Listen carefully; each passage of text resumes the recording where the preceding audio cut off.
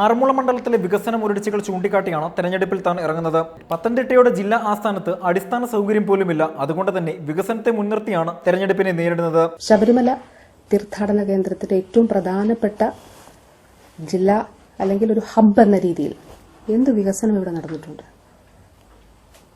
അതുപോലെ വിവിധ മതങ്ങളിലുള്ള കൺവെൻഷനുകൾ നടക്കുന്ന ചെറുകോൽപ്പുഴ ഉൾപ്പെടെ മാരാമണ്ണ് ഉൾപ്പെടെ കൺവെൻഷനുകൾ നടക്കുന്ന ഒരു സ്ഥലം.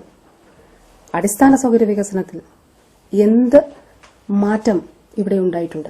ജില്ലയിൽ വിമാനത്താവളം വരണം, എന്നാൽ അത് ആളുകൾക്കും പരിസ്ഥിതിയെയും ബാധിക്കുന്ന തരത്തിലാകരുത്. പത്തനംതിട്ട ജില്ലയെ സംബന്ധിച്ചിടത്തോളം ഇത്രയധികം വിദേശ മലയാളികൾ ഉള്ള ഒരു ജില്ല വേറെയില്ല. ഒരു വിമാനത്താവളം ജില്ലയ്ക്ക് ആവശ്യമാണ്. പാർട്ടി ഏൽപ്പിച്ച ദൗത്യം നിസ്സാരമായി കാണുന്നില്ല. ജീവിതത്തിൽ കഠിനാധ്വാനം ചെയ്താണ് വിജയങ്ങൾ കൈവരിച്ചത്. മാധ്യമപ്രവർത്തനം രാഷ്ട്രീയ പ്രവർത്തനം തന്നെയാണ്. അതിന്റെ തുടർച്ചയാണ് രാഷ്ട്രീയ പ്രവർത്തനം. വിദ്യാർത്ഥി രാഷ്ട്രീയ കാലം മുതൽ ഇടതുപക്ഷത്തോടാണ് താൻ ആഭിമുഖ്യം പുലർത്തിയിരുന്നത്. സ്ത്രീകൾ മുൻപന്തിയിലെത്തുമ്പോൾ പരാജയപ്പെടുമെന്ന് ഭീതിയുള്ളവർ കുപ്രചരണങ്ങൾ നടത്തുകയാണ്. ആറന്മുളയിൽ വിജയിക്കാൻ കഴിയുമെന്ന പ്രതീക്ഷയുമുണ്ടെന്ന് വീണ ജോർജ് പറഞ്ഞു. അജി കുഞ്ഞുമോൻ, റിപ്പോർട്ടർ, പത്തനംതിട്ട.